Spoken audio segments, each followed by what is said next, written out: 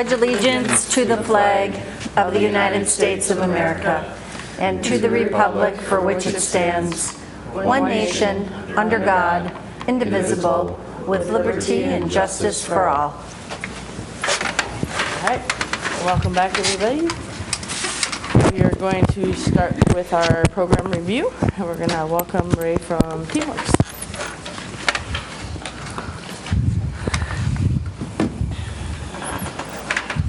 Good evening, Madam Chair, members of the board. Thanks for the opportunity to be back with you. Earlier this evening at the work session, we had a chance to dive into our classroom to boardroom strategic planning process in detail. And the purpose of the presentation at the board meeting is just to give an overview for both the board and for the public on the process that we're going to embark upon. If you want to just go ahead. On that. So our strategic planning process is much different than the traditional strategic planning process in that we believe that when a plan is developed that comes up and out of the system, it has a better chance of being implemented versus being pushed down and in. And so the classroom to boardroom process was developed on that theory that we start with the classroom, we start with the folks doing the work, and we build the plan upon that. There are three strands of our work, as you can see on the screen on the left-hand side. We do the current reality information, where we do a story wall, which is a history of Delano Public Schools as far back as we can get knowledge and information in the room. We transition into an environmental scan, which provides us a snapshot of current day of what's happening in the school district. And then also we do school buildings and district department needs, strengths and needs. And so we get a good assessment of kind of the lay of the land there as well. All those are part of setting the current reality or identifying the current reality. We shift to setting the vision. And in setting the vision, the very first thing that we do is to map out what we call a desired daily experience. So through focus groups initially and then ultimately a survey for all stakeholders, we identify what are the experiences that the students, the families, and the staff desire when they engage with school. And we map that out so that we have that data as foundational to doing the planning. And the way we do that is we utilize focus groups, small groups, as a way to kind of prime the pump, if you will, to get some general statements. But then we send surveys out to all 6 through 12 students. We have conversations. We have done some elementary focus groups as well in the past. All families and all staff. And we make sure that everyone has a chance to weigh in on those because they are so foundational to the process. We also talked earlier this evening about the potential of adding some community engagement opportunities. We'll continue to discuss that in our design process, but there is a way for us to be able to do that as well. The desired daily experience, again, changes the conversation from what do you think the school district should do to what experience do you desire to have when you engage with the school district. The theory of action is a tool that we use for describing the beliefs, the behaviors of the adults of the organization. So if we're going to make changes, we have to change adult behavior. That's part of the plan. And so what do we have to believe? What do we have to create? What do we have to understand to be able to implement the strategic plan? And then lastly, in setting the vision is the vision card. That's how we measure progress. And at Teamworks, we believe in measuring the outcomes of the initiatives more so than just checking off the box that we did it. And so the measures and metrics that are included in the vision card help us gauge the progress of implementing the plan. Finally, we move to the implementing the plan, developing the operational plan, which is the 3-year plan of the work that the administration and the staff will be implementing over the course of 3 years. This tool is designed to be a rolling 3-year plan, so every year it gets updated and it rolls forward. So every year the district will have an up-to-date operational plan. And then that migrates into school and department improvement plans. So what we've seen is when systems spend time aligning the departments, aligning the schools and the work of all the staff in the district, that's where they make the most progress. And then the board takes a look at what is the governance work the board will have to do over the next 3 years to make sure that the operational plan is implementable. That's not a word. That you can implement the plan. So what is the work of the board over 3 years to do that? What's unique about this process is it's designed to be a system of continuous planning, and so that you don't have to go through large-scale processes that are expensive and time-consuming in the future. So this is about putting a system of planning in as well as delivering a strategic plan. Do the next slide. After every session, the board and the team gets a comprehensive report of the session, so you will be aware of what's happening in all the sessions that board members may not be involved with. And then the team actually takes this information and each step of the way builds upon their knowledge and their background so that when they get to the operational planning, they're as informed as possible to do that work. So those reports come out after each session, and again, you provided that. As Matt said earlier, we also have places built in where we can come and give updates to the school board on progress being made in the plan, so you're very aware of what's happening and when. We also talked a little bit earlier about the responsibilities of the planning documents, the tools. There's clearly governance-related items that you're responsible for, and there's management-related items that the administration is responsible for. And even though the two columns are underneath each governance and management, there has to be a lot of interplay between governance and management for effective implementation. So the example I gave earlier, and I'll repeat again, is that for the administration to be able to implement an operational plan and the board to approve a 3-year governance plan, both sides have to be aware of what's in each other's plan. And so we spend time talking about how that works at work sessions. So it's designed around best practices for excellence in governance, excellence in management, but it's really how the two interplay that bring out the best in the work of the school district. Again, I'll repeat a couple things. So this is an investment in a system of continuous planning, and it's meant to be something that you implement and then not have to repeat. We put the plan in the hands of professional educators to develop the systems and structures and initiatives, the work, to be able to deliver on that, but it's an engagement through the school board and the community to be able to implement that as well. We talked about at length earlier at the work session how there is engagement. I mentioned a couple of things already. The focus groups, there's an engagement opportunity for students, families, and staff, community. But also once the plan is moving forward before the board acts, there's another opportunity for all staff, all families, students that desire, and any community that wants to weigh in on the plan before you take action on it. Go to the next one, Matt. And I mentioned this at the beginning that this is an up and out process. And I shared the example at the work session earlier that as a superintendent, when I would hear comments from staff that that's the district strategic plan, that they didn't see themselves in it, our model actually incorporates and engages staff so they're a part of the plan as well as the outcomes. So, I think, is that it? So that was a quick overview of, we had a chance to spend about 35 minutes earlier for the board, but I'll be happy to stand for any questions board members may have at this time. Does anybody else have any other questions? No, looking forward to starting the process. Awesome. Thank you. All right, thank you. All right. Up next is the consent agenda, which has all of the financials of the district, including the board minutes from the last meeting. Do we have a motion to approve the consent agenda? I'll move. I'll second. Motion by Sarah, second by Amy. Any further discussion? All those in favor signify by saying aye. Aye. Any opposed? Motion passes.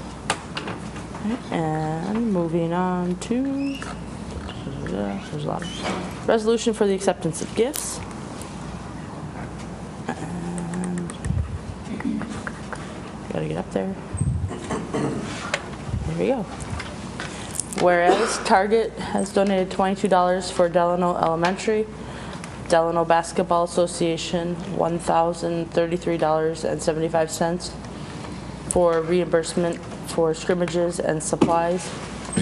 Delano Tiger Athletic Booster Club $10,884.57 for volleyball reimbursement for standard supplies and busing. And Delano Tiger Athletic Booster Club $3,118.32 for reimbursement for middle school baseball expenses through Community Ed. These gifts have generously been donated to Delano Public Schools with the conditions listed above. Do we have a motion to accept the resolution for acceptance of gifts? So moved. We have a motion Second. and a second. Any further discussion? All right, roll call vote. Board Member Schaus. Aye. Board Member Roser. Aye. Board Member Johnson. Aye. Board Member Black. Board Member Deppa. Aye. Board Member Gerke. Aye. And Board Member Baker. Aye. All right, motion passes. Next up is personnel matters. And personnel matters are up on the board there. There are a lot of them as we get ready for the new school year. It's hiring season. So if you guys want to browse through those quick, do we have a motion to accept the personnel matters? So moved. We have a motion by Sue. Do we have a second? Second. Second by Sarah. Any further discussion? All those in favor say aye. Aye. Any opposed? Motion passes. Moving on to administrative reports. First up is Superintendent Shane. Thank you, ladies and gentlemen of the board. I'll present on the screens too as well for you to follow along. My report for this month, always aligned with our district vision, which is systemic growth towards academic excellence for every learner. And I just wanted to give you an idea of a little bit of a peek at what we do as a leadership team to prepare for the academic year. There's a lot that goes into it. We wrap up our school year in June. I spend time during July thinking about how to prepare for the next school year. But just give you some dates here in August. August 2nd at 9, our executive leadership team met and planned for several things to prepare for the year. August 8th and 14th was cabinet retreats with the larger leadership group. Ray facilitated some professional development for the cabinet. First time the cabinet has had any professional development administratively in nature. And so we tapped into Ray for some of that, and it was well received. August 21st, this was last week through the 23rd, new teacher in services. It's my favorite week of the year. And it was just amazing, and I'll share in my Thursday email some of the feedback. I survey the new teacher cohort on all the presentations, all the information, all the activities for the 3 days. There is a fourth day, but that's for special ed teachers only, and our coordinator, Angie Laudabaugh, just does a deeper dive into what their role is and how we do special services here. But it was just good to get feedback so we can continue to grow the program. New this year is the mentor coordinators were brought back in after a long time period where the mentor coordination was at the administrative level. We have 2 teachers, one in the secondary, one in the elementary. One's actually pre-K 6 and the other is 7-12.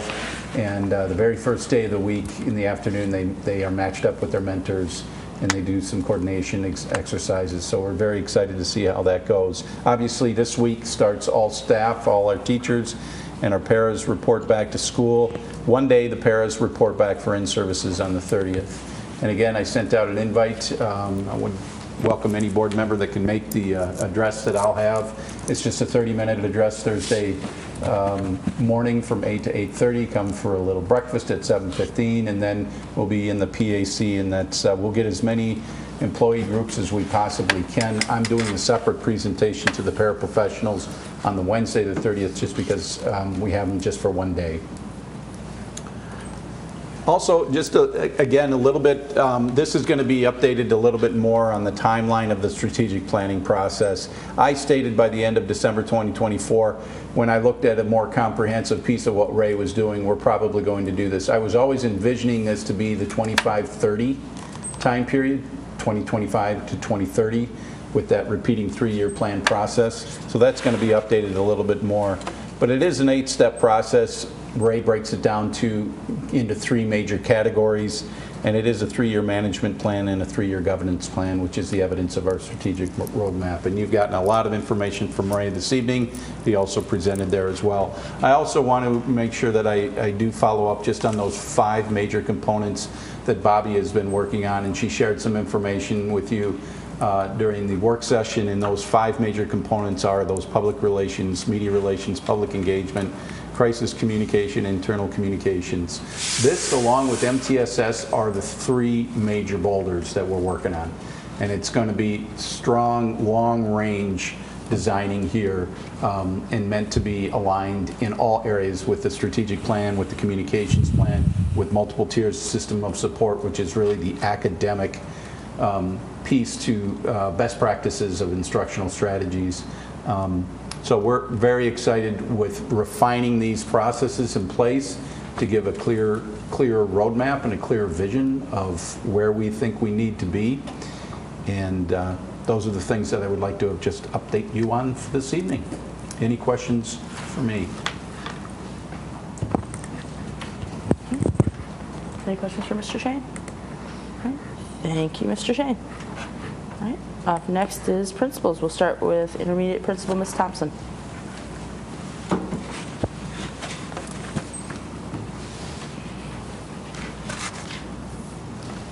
Good evening, ladies and gentlemen of the board.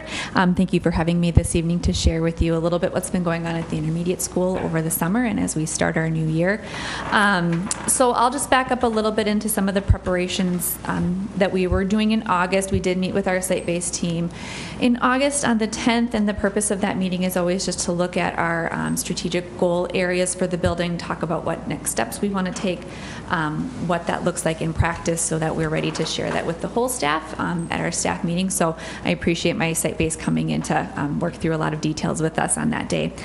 And then obviously it's workshop week this week, so my head is spinning. The first day with teachers, I compare it to like my first day with kids. Teachers come back and all the questions come up, and I'll just share with you really briefly what our plans are for the week at the intermediate school. We had our whole staff meeting today where we talked through with everyone our strategic plan areas, the goal areas that we have. We've kind of had the same 3 core goal areas that I'll share when I talk through our strategic plan at another meeting, but it has to do with where we're going with core instruction, where we're going with our learning environment, and how we're creating a positive learning environment for kids. And then the third area is always our social emotional relationship building piece. So those have been our 3 areas of focus since I started, and we've just kind of continued that and moving forward with that. So we went over that this morning, and then my goal for workshop week is really just to give my teachers a lot of time. So I said, see you later. I meet with individual teams, so I met with special ed and specialists today, and tomorrow I'll meet with all my grade level teams, but we're just really prioritizing giving them some time. On Wednesday, our paras will join us. We'll do our whole staff lunch, and then we're preparing for our open house on Wednesday. So Wednesday's a big day for us. And then Thursday, like Matt mentioned, he'll do his district welcome back, and that day is really dedicated to district-wide MTSS training. So all of our staff will participate in that. What we've been most busy with this summer, as I think you can imagine, is enrolling kids. We've been just rolling them right through, and so I asked for just a little update from my office staff on where we're at for our enrollment and our numbers. As of last Thursday, we had 533 students in the intermediate school, so we added 45 new kids over the summer, and I think we still have 1 kind of pending. And for a point of comparison, last year we enrolled 24. So almost twice as many. Our stacks of folders on our counter were impressive. We did have 17 withdrawals, which was also more than last year. Last year we only had 7. So a little bit of an increase there as well. So numbers in 4th grade are 178. 5th grade is 189, 6th grade is 170. So in response to that, kind of starting in the spring and moving until literally last Thursday, we've been adding staff to support our teachers and our kids. So a new 4th grade teacher is joining us, a new 5th grade teacher is joining us. a new special education teachers joining us, and that's to help support our setting 3 teacher and also some of our para needs. We do still have some para needs, food service needs. We have a posting for a behavior interventionist. So positions that we can live without, but would still really love to fill. But we are ready to rock and roll next week with all of our teachers. I feel very fortunate that we've hired who we've hired. It's hard to hire good teachers, and all of ours are coming to us with experience. A lot of them are coming to us knowing the community, knowing the building. So I feel really, really fortunate. And then I'll just wrap it up. I want to do some acknowledgments. I know they're not here, but I feel like it's always worth mentioning that our office staff, our custodial staff, our IT staff work tirelessly all summer, especially this year in July. They've come in, they've been doing tours, enrolling kids, helping parents, and so I just want to recognize the team at the intermediate building for that. And then also to the district office staff, it's been a lot of, hey, I need to hire this person. Just kidding, I can't hire this person. What do we do here? And I just really appreciate their help in problem solving all of that as well. So it's been busy, but I think we're feeling good and we're feeling ready. It's exciting to have so many new people wanting to join us. So comments or questions about the intermediate school this fall? Any questions for Ms. Thompson? I would just like to add, from a personnel standpoint, this has probably been, since I've been in this position, even as principal for the last 16, 17 years, I've never seen a summer like this. Some just late hires to all sorts of different things, but that's why you see, part of the reason why you see that personnel list as extensive as it is. Internal transfers, can't find paras, 20-year veteran teachers switching districts. I'd never seen that before. So started to see it somewhat last year, but even at the end of the year here, when districts are holding teachers to contracts, it's late in the game. It's just an incredibly, very, very flexible, versatile type summer that I haven't really experienced before. And our hiring agents have been working pretty much all summer long, looking at postings, filling positions. I think currently we still have 4 para positions open, and I think our administrators in the building are getting creative on how to fill them differently, and that's what you have to do. But I've never seen it this way before, and I've been doing it a long time. So. Oh, that makes me feel a little bit better. It's been busy.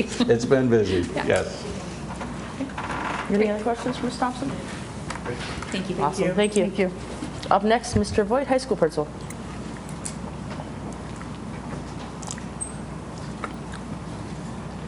Good evening, Madam Chair, ladies and gentlemen of the board. It's a pleasure to speak with you on behalf of the high school this evening. One of my items was a staffing, and so I'll just omit that because I think Mr. Shane and Ms. Thompson did a pretty good job. I can say, though, just as a blanket statement, if anybody's considering any type of employment with the district, give somebody a call because we might have a post out there that fits whatever your needs or desires are. First, obviously, today we welcomed back teachers. It was exciting to see them back in the building, and we're all eagerly awaiting the first day of school. Just a reminder that we do have open house coming up on Wednesday from 4 to 7 p.m. The one probably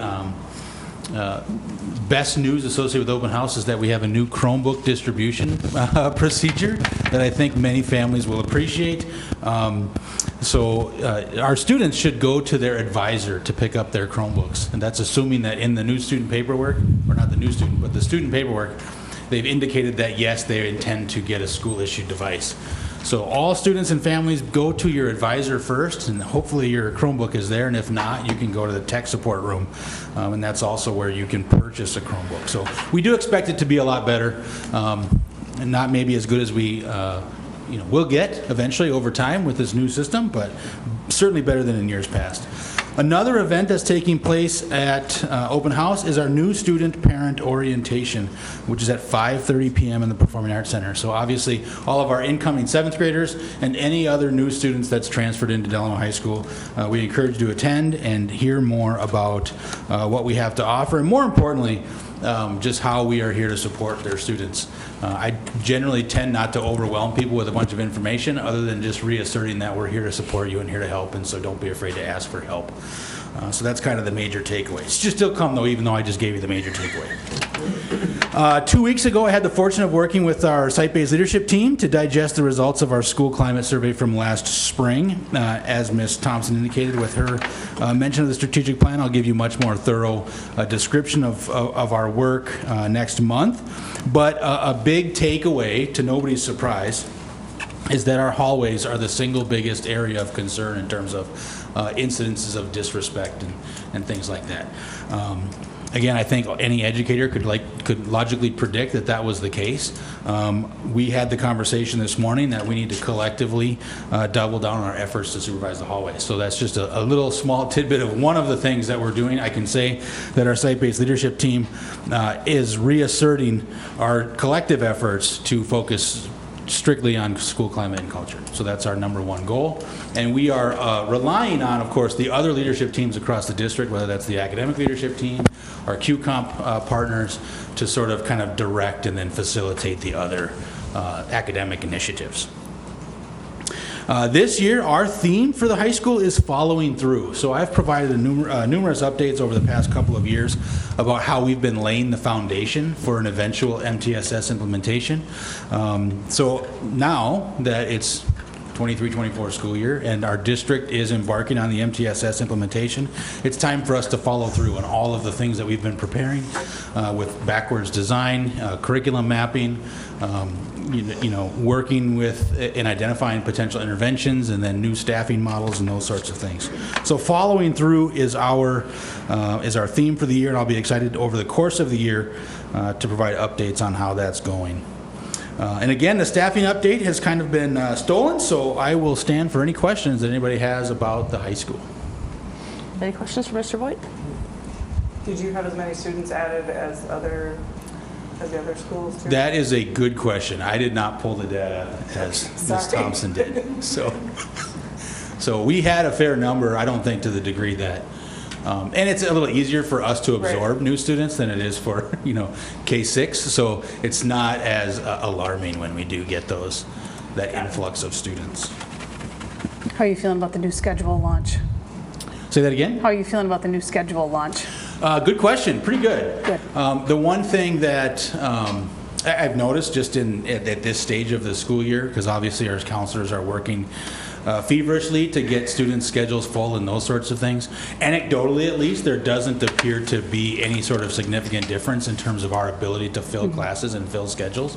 One of the things that's been a particular challenge for us is placing ninth grade students in elective classes. That's not a unique situation resulting from the new schedule. So that's been a historical pattern. But yeah, otherwise things seem to be going good, and we're excited. Obviously, kind of living through the initial implementation, but we're excited about and I should say, the coming year is going to allow us to sort of dream and scheme about how we can take this new schedule and then and enhance opportunities for kids. So we'll be working on that too over the course of the coming year. So far, so good. Nothing that has taken us by surprise.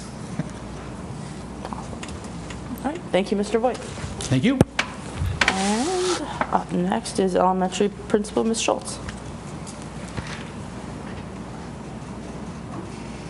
Good evening, ladies and gentlemen of the board. Thank you for the opportunity to share on behalf of the elementary school.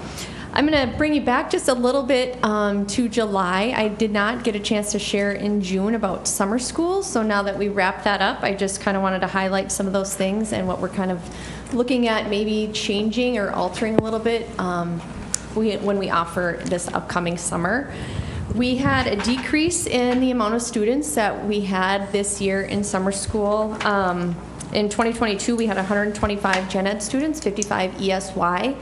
This year we had 65 K through 3 gen ed students, and then 40 students EC through 12, and 13 of those were just speech only.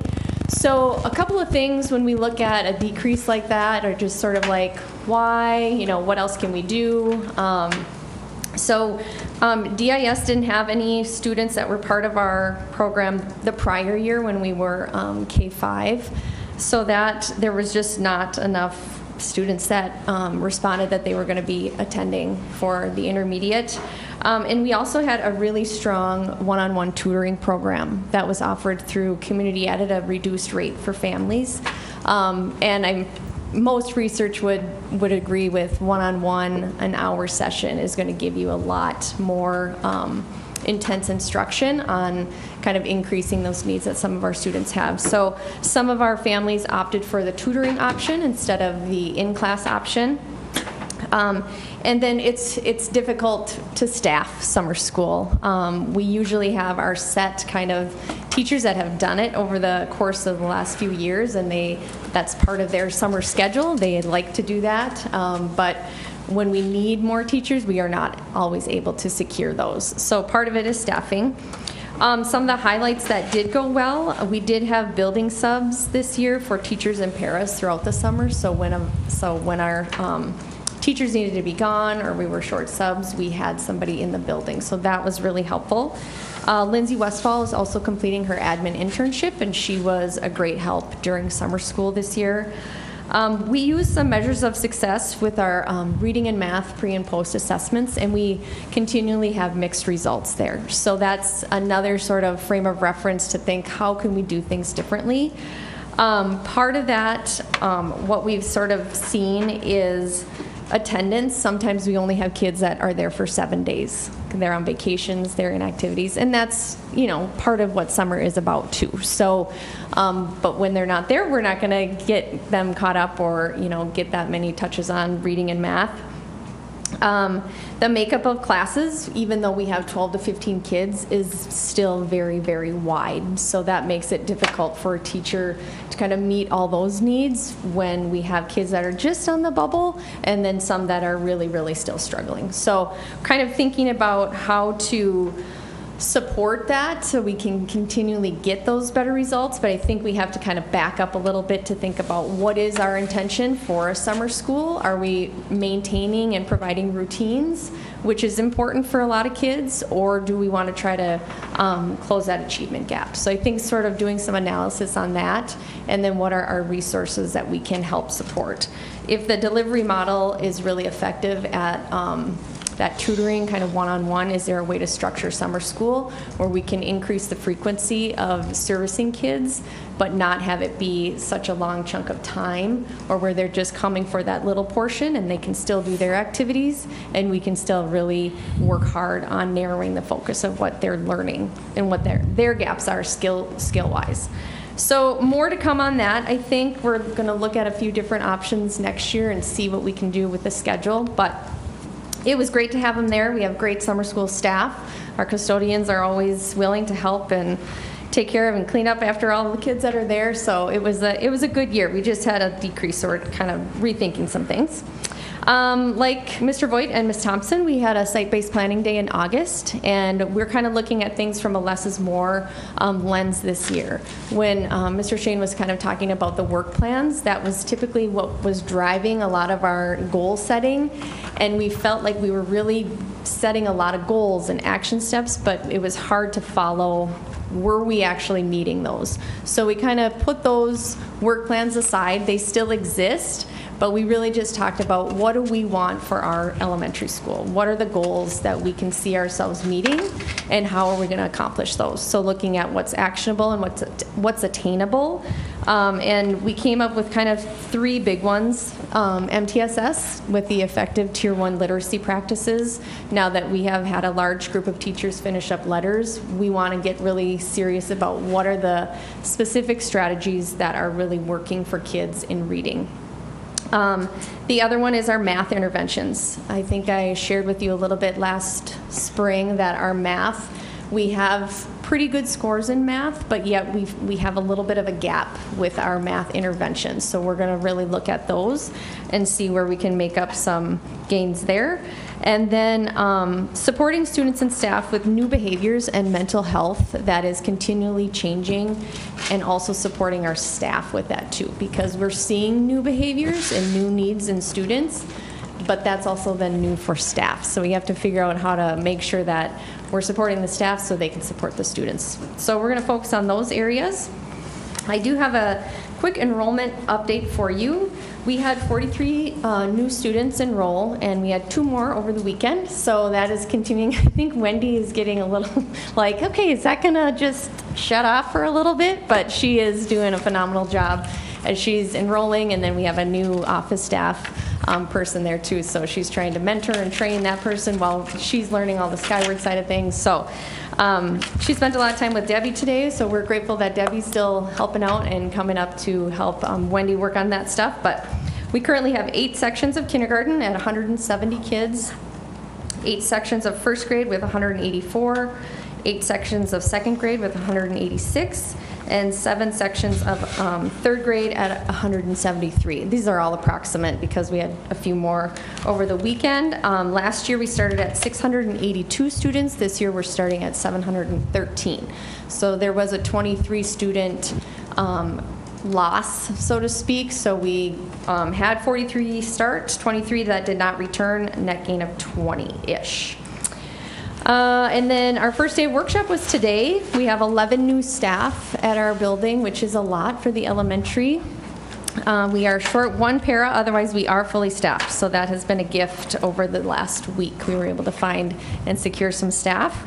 So we did some team building, and then also our team meetings were today, and we reviewed some legislative updates that affect our building, specifically with the recess, not using that as consequence, and no in-school suspension or out-of-school suspension for kids. And then we have to make sure kids know how to navigate a crosswalk. So we're going to make sure we get that in for kids the first few weeks of school. And then I have been really impressed by our mentor coordinators, Jane Exoy and Teresa Swan. They're doing a really nice job getting that program revamped. Since we have so many new staff at our building, it's been really great to see those mentors really take hold of what was presented by Teresa and Jane, and they did a really nice job getting the new teachers all set up. So, do you have any questions or comments for me at the elementary? Any questions for Ms. Schultz? No? All right, Thank you. All right, up next is Business Manager Mary Reeder. Yep, so we did have a staffing update in our office as well. As Rachel said, Debbie Finley joined our office, and she's taken on a new role, Student Information System Coordinator, along with the accounting duties that Laura Stevens had done. And the goal was to more align our office staff appropriately to where they should be, and just pull a little bit off my plate and move it on to the accountant position and add that Skyward piece in, which has been really helpful this year because Wendy, this is her first year of doing all of the Mars reporting and things like that, but now with Debbie's replacement in the high school, so she actually has time to go work in the different buildings, and she's still been working a lot with Mel over at the intermediate school as well. So that actually has been very beneficial for us as well as the buildings and parents as well. So very happy with that, and it seems to be working out really, really well. We are still short-staffed in the kitchen. We still need 3 or 4 people in the high school kitchen, as well as one at the intermediate school. So if anybody's interested, we do have openings. So, and that's really about it. Do you have any questions for me? Thinking of getting a hairnet on pretty soon here. Yeah, We're going to be all helping out. The district office will be helping out in the high school if there is a need. We do already have a sub set up for the intermediate school for the very beginning of school, but we are in desperate need. Just saw Bobby's face. Yeah, well, she might not be, but there are others of us that will be. So, anyway. Any questions for Ms. Reeder? Thank you. Thank you. All right, up next is Community Ed, Mr. Erlandson.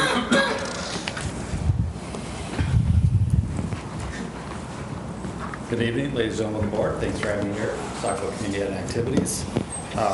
We welcomed our staff back today at Community Ed Center, and earlier this summer, our coordinators identified professional development and onboarding as a priority for all their new staff. So we took our entire staff, both 19-year veterans and two-week new employees through a 4-hour onboarding session today. So we broke it out into 4 different sessions, and we did a tour of the building.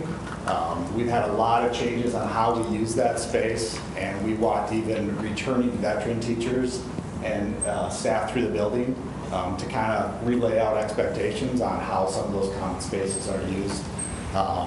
And we did full training upstairs in large groups, and then we spent a fair amount of time talking about our guiding principles with all of our staff. So we really focused on making sure that we were all on the same page as far as expectations in the building, and really focused on how we use our guiding principles and how we use those as lenses on how we go about our work. So we actually are staffed, we're actually solid. There's a sense of guilt that comes over with that, but yeah, we are sitting in a fairly decent position. We will have a long-term sub position for our speech-language pathologist. We have an interview coming up in that area as well. But we're sitting in a pretty good position. Athletics and activities has started up as of August 14th.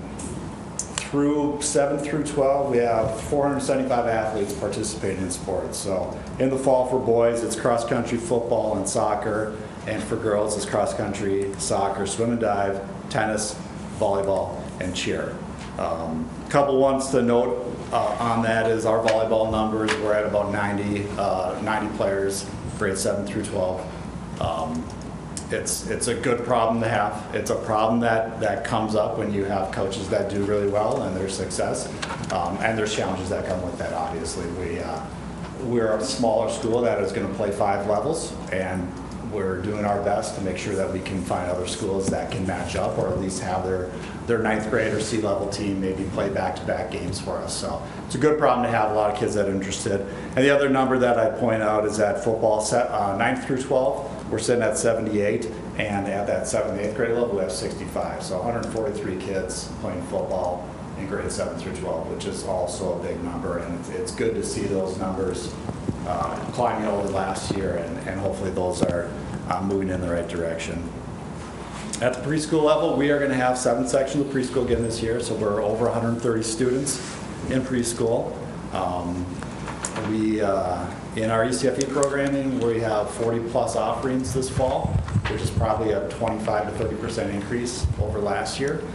So that's good. And then the other piece that I want to talk about, we kind of shifted how we're using some of our support staff at the community ed building, and we're referring to it as a pilot program because we've kind of invented this on our own, but we are adding a FIAD teacher in our building.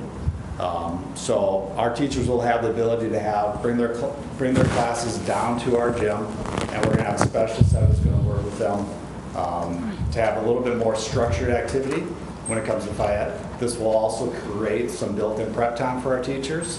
And our building, with the fact that we have kids there from 6 a.m. to 6 p.m., sometimes navigating prep time for our teachers is a challenge. So this will build in some additional prep time for our teachers as their students get to leave and come down there. It also allows us to look at some of the data we want to collect, some of the things that we want to make sure kids can do when it comes to gross motor function, is that we can do a little bit more prescribed activities in the gym to address some of those areas. So we hired a gentleman to be a 9th grade football coach for us, and he's also going to be working in our building as a FIAD teacher. So, and I say it's a pilot program because we're kind of inventing it as we go, but it addresses a few different needs that we identified in our building. And both teachers and us as administrators are excited about what this could mean in our building. So that's pretty exciting. Otherwise, that's what all I have for you tonight. So, any questions? Any questions? Okay. All right, thank you. Thank you. All right, up next is board reports. We have Masiko. Yeah, we have both the June and July board meetings attached. Pretty straightforward. I'll be brief. You can read them. July was a lot of policy, similar to kind of what we did last meeting. We fast followed with that, so the majority of the meeting was policy review. So, and then just getting ready for the school year. Any questions for Amy? All right, up next is Wright Tech Center. We had a similar meeting of all the policies that we passed here. I will say that they did it faster because they combined it into one approval of everything, which was kind of fun. I didn't know that was an option. We also approved their handbook, student and staff. Not to put Matt on the spot, but there was a big superintendent meeting with Wright Tech, correct? And one of the issues maybe was their summer school program, where they just aren't seeing the numbers So they're debating, should we even offer summer school anymore? But that's something that districts have to decide, really. Otherwise, we're looking at updating the programming that they offer to make sure it's still relevant to what kids want to take. And yeah, it was a good meeting. Any questions for Jim? All right, moving on to old business and lots of policies. Up first is approve the second read of policy 613, graduation requirements. Do we have a motion to approve the second read of policy 613? Corey and Sue, any further discussion? All those in favor say aye. Aye. Any opposed? Motion passes. Next up is second read of policy 602, organization of school calendar and school days. Do we have a motion for So policy moved. 602? Cool. Guys, I'm not that fast. We have Jim and then we have Sue. Any further discussion? All right, all those in favor say aye. Aye. Any opposed? Motion passes. Next up is second read of policy 418, drug-free workplace. We have a motion for 418. I'll move. Moved by Ryan, second by Corey. Further discussion? All those in favor say aye. Aye. Any opposed? Motion passes. Next up is policy 102, equal education opportunity. Do you have a motion to approve? So moved. Motion by Jim. Second. Jim, then Sue. Further discussion? All those in favor say aye. Aye. Any opposed? Motion passes. All right, and then 419, tobacco-free environment. Motion. Motion. Motion by Ryan. Do we have a Second. second? Second by Sarah. Any further discussion? All those in favor say aye. Aye. Any opposed? Motion passes. Hey, we're up to E already, guys. Look at that. Up next is F, which is 424, license status. Do you have a motion for F? So moved. Motion by Jim, second by Corey. Any further discussion? All those in favor say aye.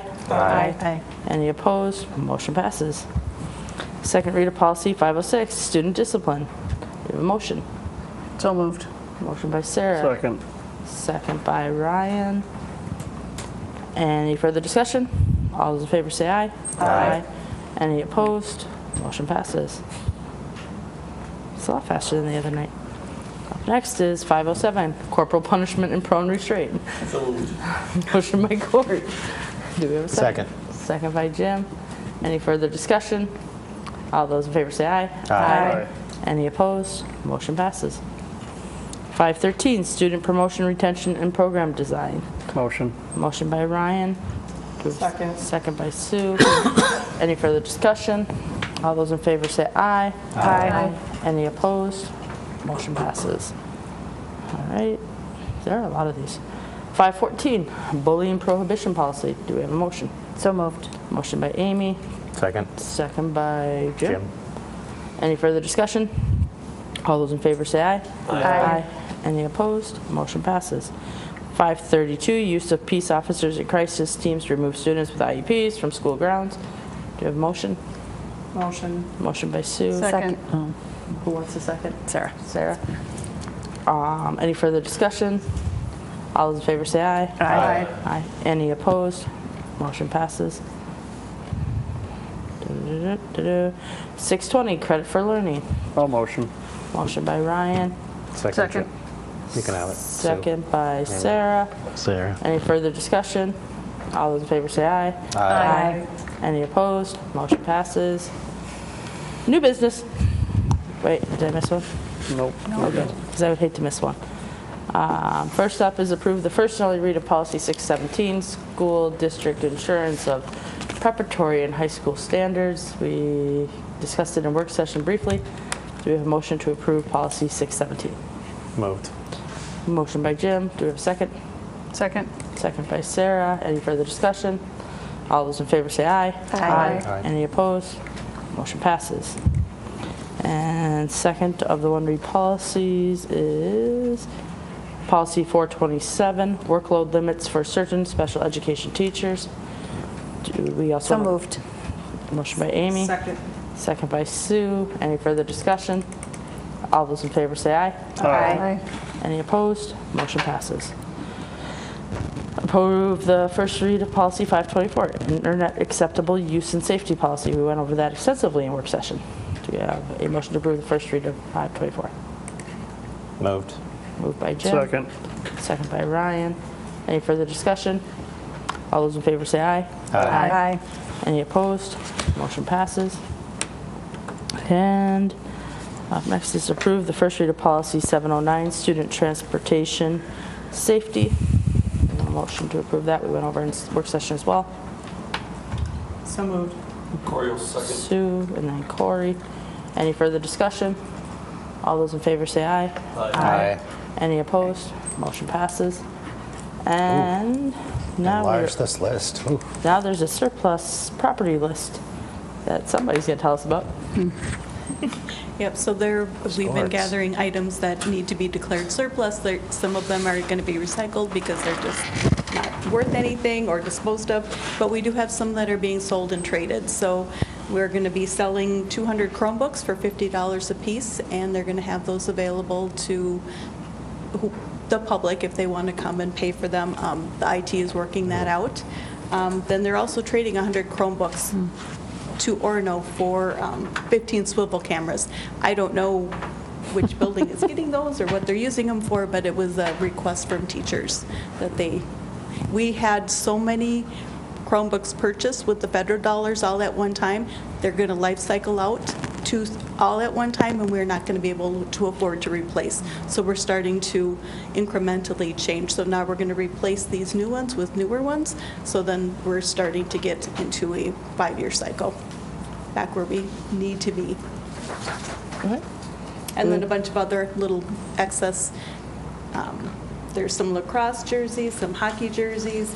There's a spectrophometer from science that they want to get rid of, and a whole bunch of textbooks and novels. So if you have a really big desire to own a hockey jersey or a lacrosse jersey, contact Mary. The kids that wore them, they might want them. There you go. All right. Do we have a motion? What size are the skirts? Yeah. No comment. All right. Do we have a motion? Can we donate they don't. the novels to the library? Yes.